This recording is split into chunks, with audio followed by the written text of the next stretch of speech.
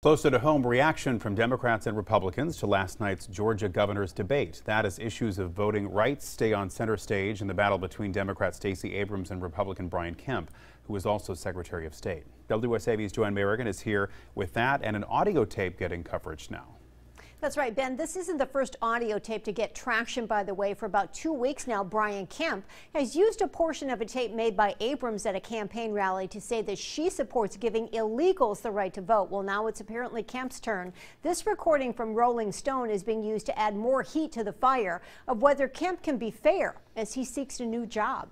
My father was arrested helping people register, and so I take the right to vote very seriously. Voting rights definitely an issue at Tuesday's debate. And this farce about voter suppression and people being held up from being on the rolls and being able to vote is absolutely not true. But some critics are pointing to Kemp's words at a recent campaign event when he's talking about Democrats getting out the absentee vote. Just an unprecedented number of that, which is something that continues to concern us, especially if everybody uses and exercises their right to vote, which they absolutely can, and mails those ballots in. We got to have heavy turnout to offset that. When asked about the comments, the Kemp campaign did not address his use of the term exercise their right to vote, saying instead that liberals and socialists from New York and San Francisco are supporting Abrams.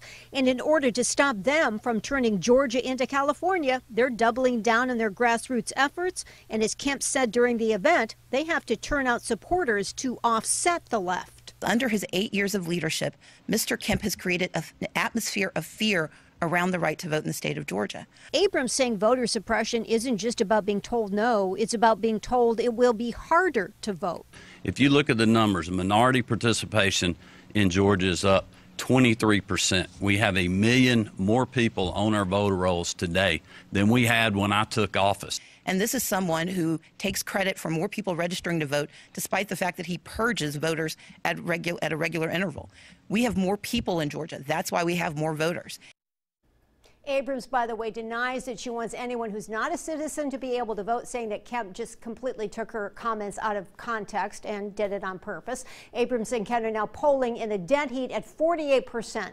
The Libertarian candidate in the race, by the way, Ted Metz, is telling voters they should cast a vote for him as a protest to both parties. Joanne Merrigan, WSAV News 3. Joanne, thank you.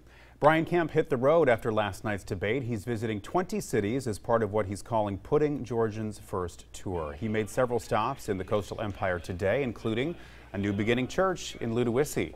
The tour will continue through Friday. Kemp says he hopes it will energize his supporters here.